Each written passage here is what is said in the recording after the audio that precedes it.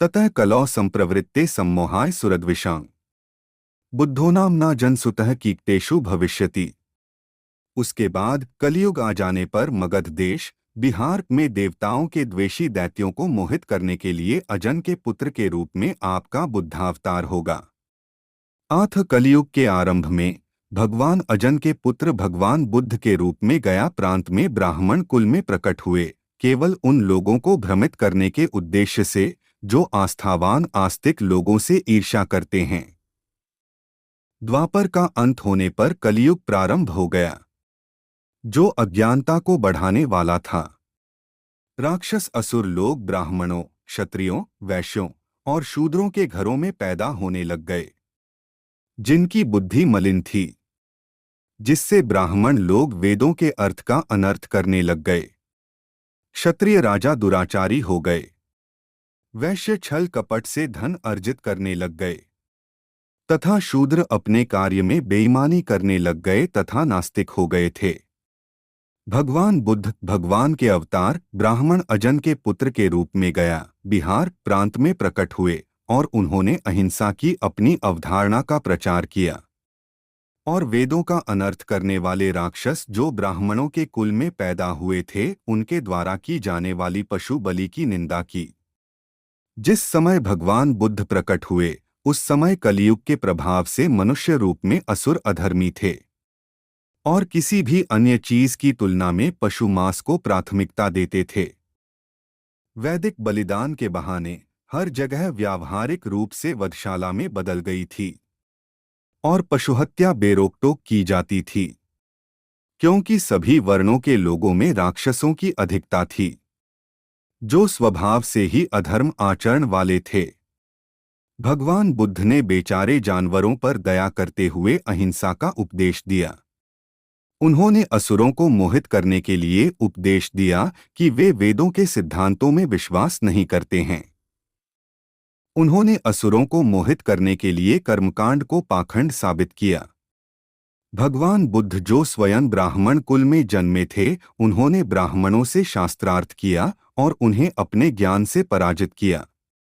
तब कुछ ब्राह्मण बुद्ध से चिढ़ने लग गए तथा कुछ उनके अनुयायी हो गए तथा जो असुर थे जो ब्राह्मण कुल में जन्मे थे उनके द्वारा वेदों और पुराणों से मिलता जुलता एक अलग पंथ चलाया गया जो यहूदी था, जो धीरे धीरे इस्लाम में परिवर्तित हो गया। अधिकांश यहूदी ब्राह्मण कुल में जन्मे असुर थे। असुरों को स्वभाव से ही तामसिक भोजन प्रिय होता है। आठ वे यद्यपि बुद्ध के ज्ञान के आगे नतमस्तक हो चुके थे, फिर भी उनका मूल स्वभाव नहीं बदला जा सकता था। अधर्म आचरण उनका मूल स्वभाव में है। फिर कुछ असुर ब्राह्मण विद्वानों द्वारा पुराण से मिलता जुलता एक ग्रंथ बना लिया जिसे कुरान कहा गया। इस प्रकार इस्लाम भी सनातन से ही निकला है। इस्लाम में एक ईश्वर की कल्पना इसीलिए की जाती है क्योंकि सनातन में एक ईश्वर की कल्पना की गई है। असुरों की अधिकता के कारण इस्लाम में पशु बलि जीवित रही। भगवान बुद्ध के द्वारा इस तरह सनातन से असुरों को अलग किया गया। देवताओं की ही तरह असुर भी भगवान के द्वारा रचे गए हैं, क्योंकि भगवान की माया में गुण और दोष दोनों हैं। इसी तरह असुर ब्राह्मणों द्वारा पुराण की तर्ज पर कुरान लिखी गई। दैत्यों के गुरु शुक्राचार्य एक ब्राह्मण व महान ऋषि है। शुक्राचार्य को मृत संजीवनी विद्या भी आती है। वे सदा तप व स्वाध्याय में लगे रहते हैं। वे असुरों के गुरु हैं। असुर सदा से देवताओं से अधिक बलशाली रहे हैं। असुर कई बार स्वर्ग पर अपना अधिकार जमा चुके हैं, फिर देवता भगवान की शरण में जाते हैं। असुरों में भी परम भक्त प्रहलाद, विभीषण आदि पैदा हुए हैं। कलयुग में ब्राह्मण कुल में मनुष्य रूप में पैदा होने वाले असुर के द्वारा इस्लाम की स्थापना की है तथा अपने रहन सहन, खान पान, रीति रिवाज के अनुसार ही उन्होंने कुरान तथा शरिया आदि हिंसक कानून बनाया है। असुरों द्वारा कभी भी देवताओं की पूजा, यज्ञ, हवन आदि नहीं किए जाते, क्योंकि देवता तो उनके शत्रु है तथा असुर भगवान श्री हरि से बहुत चिढ़ते हैं।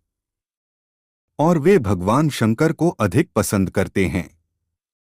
अर्धचंद्र को हिंदू धर्म में पवित्र माना जाता है क्योंकि यह भगवान शिव के ललाट की शोभा बढ़ाता है।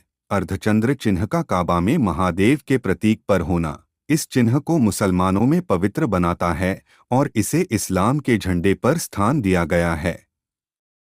इस्लाम का शुक्राचार्य से संबंध जोड़ने वाली कुछ बातें हैं। शुक्राचार्य ने महादेव के स्वयं दिए शिवलिंग को भारतवर्ष तथा हिंदुओं से दूर रेगिस्तान में स्थापित किया, जिसे आज अरब देश में मक्का मदीना के नाम से जाना जाता है। यहाँ तक कि अरब देश का नाम शुक्राचार्य के पौत्र अर्व के नाम पर ही पड़ा है। शुक्राचार्य मूल रूप से काव्य ऋषि थे और उनके सम्मान में मक्का मदीना के शिव मंदिर को काव्या नाम दिया गया। कालांतर में काव्या नाम विकृत होकर काबा बन गया, जिसे मुसलमानों का सबसे पवित्र स्थल माना जाता है। अरबी भाषा में शुक्र का मतलब महान माना जाता है और शुक्रन अर्थात शुक्रिया अथवा धन्यवाद शब्दों का जन्म भी गुरु शुक्राचार्य के नाम पर ही हुआ है। मुसलमानों का पवित्र जुम्मा शुक्रवार को मानने की वजह भी गुरु शुक्राचार्य ही हैं। हिंदू धर्म के पवित्र शब्द ओम के संस्कृत रूप को अगर शीशे में देखें तो यह अरबी भाषा में लिखे गए अल्लाह की तरह दिखाई देता है। यहाँ तक कि मुसलमानों में पवित्र माना जाने वाला 786 अंक भी से ही बना है। ध्यान देने वाली बात यह है कि कोई भी मुसलमान इस बात को स्वीकार नहीं करता कि 786 अंक वास्तव में हिंदुओं का वैदिक प्रतीक है। कोई भी मुस्लिम बुद्धिजीवी ये नहीं बता पाता कि अगर 786 अंक नहीं तो आखिर क्या है। मुसलमान मक्का जाकर काबा के शिवलिंग की 7 बार परिक्रमा भी करते हैं, जो बहुत पहले से चला आ रहा है। इन सब बातों से स्पष्ट होता है कि इस्लाम की उत्पत्ति कलयुग में ही हुई है तथा भगवान बुद्ध द्वारा अपने तर्क से पराजित ब्राह्मण कुल में जन्मे असुरों द्वारा की गई है। यह लेख रासेश्वरी शरण द्वारा लिखे गए हैं। इनमें कोई त्रुटि हो तो आप कमेंट में बताएं।